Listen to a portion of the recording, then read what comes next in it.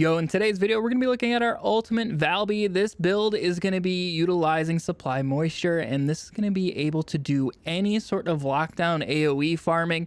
This thing works fantastic. If you know where the enemies are going to spawn, you can just constantly have water on the ground and you're instantly going to be killing them the moment they are spawning. It works really well and you can cover a huge area.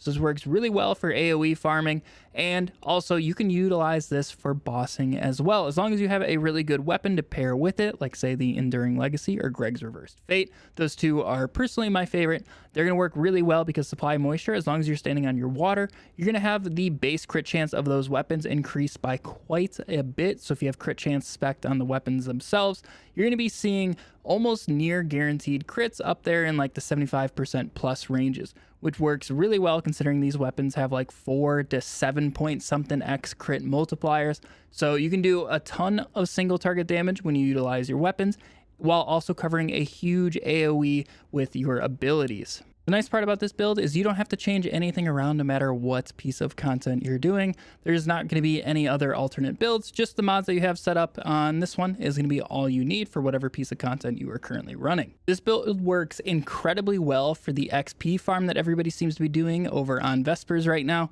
You can do this solo. I was leveling up my weapons in about like 25-30 minutes, so it's slightly slower than obviously doing it in like a duo with a Viesa, but you can still do it incredibly quickly, just running back and forth and utilizing all of your abilities. It works incredibly well. So if you're looking to level up some weapons, this is definitely a build to invest into to take advantage of that farm. Let's go ahead and take a look at this build itself. Let's first look at Valby's skills and her passive. So we're using supply moisture, like I said, and that's going to override the passive skill.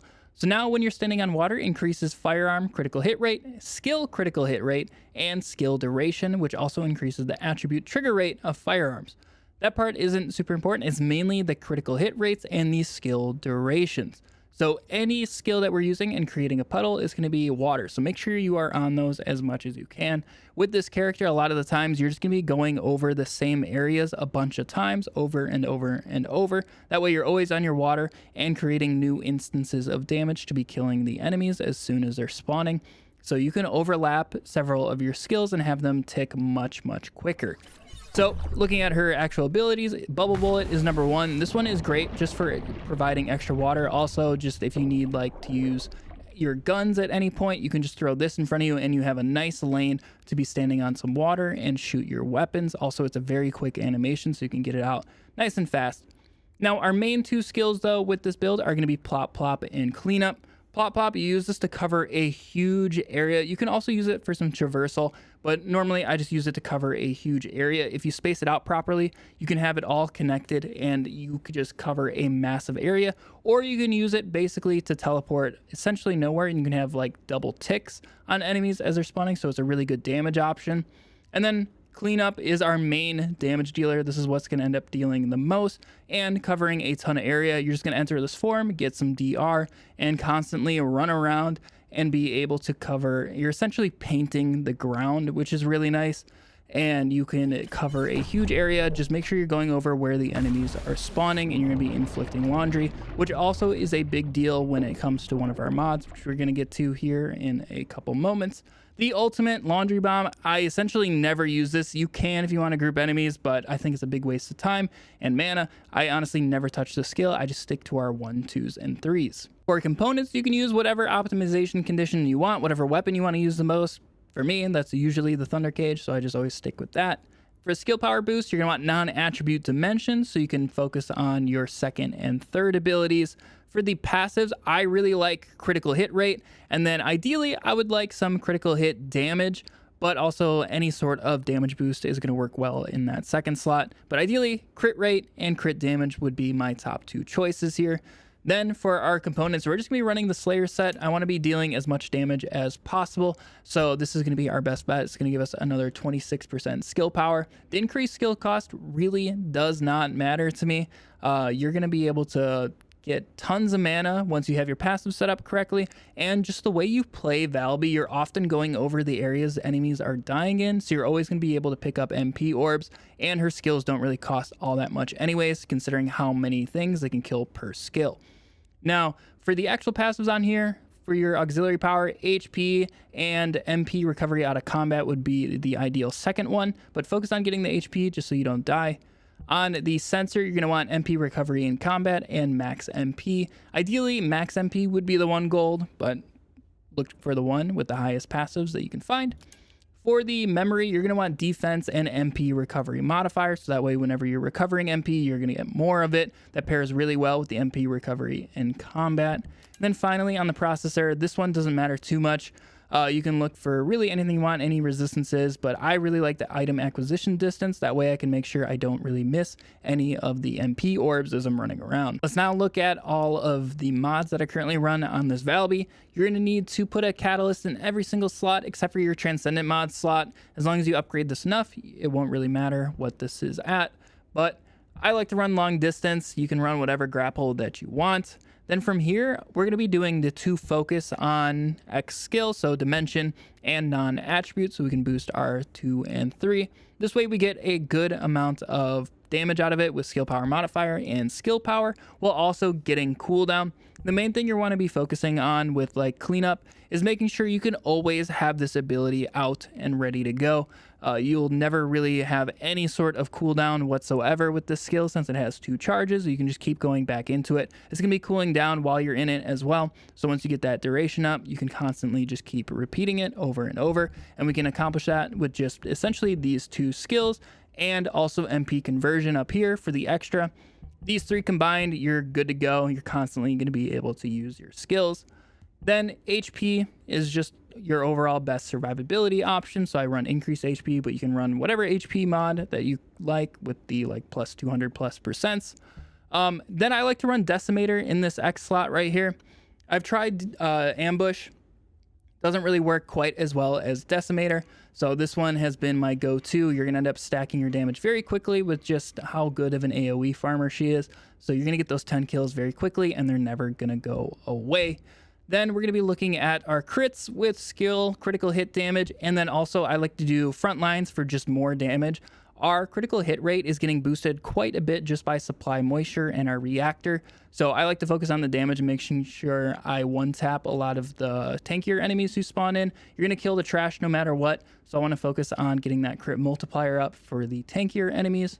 Then we're going to be focusing into duration with maximized duration and skill extension just to make sure our puddles and all of our abilities last longer. And finally, I run skill expansion. I think her range is just too low by itself, so you do need to run some sort of range mod. It makes it feel way more consistent. The enemies spawn in like various spots just by a little bit, and when you don't have that range, you're oftentimes going to be missing and not actually getting the kills. So it makes it way easier to cover a much larger radius with the skill expansion.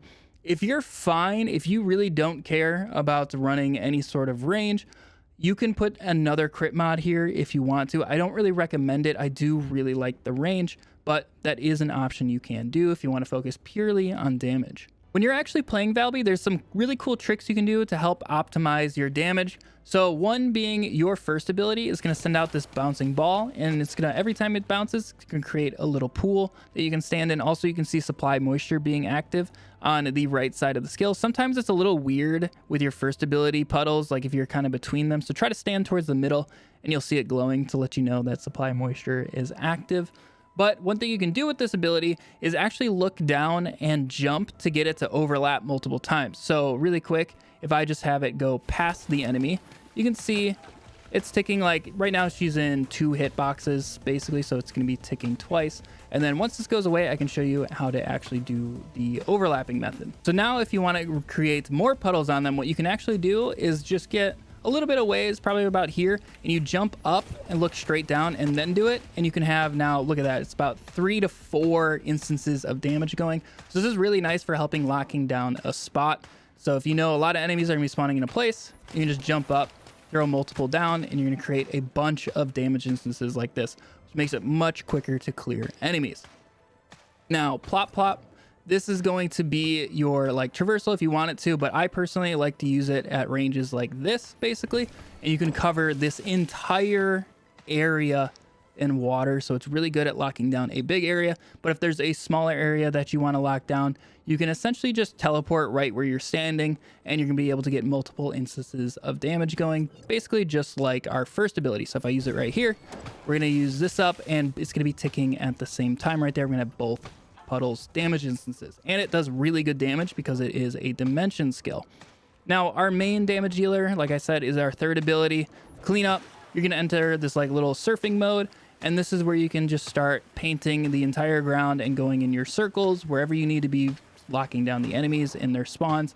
And if you combine all of these together, you're gonna be dealing a lot of damage. So if we get our cleanups going, then we go into a plop plop, and finally we do our little jump bubble bullet.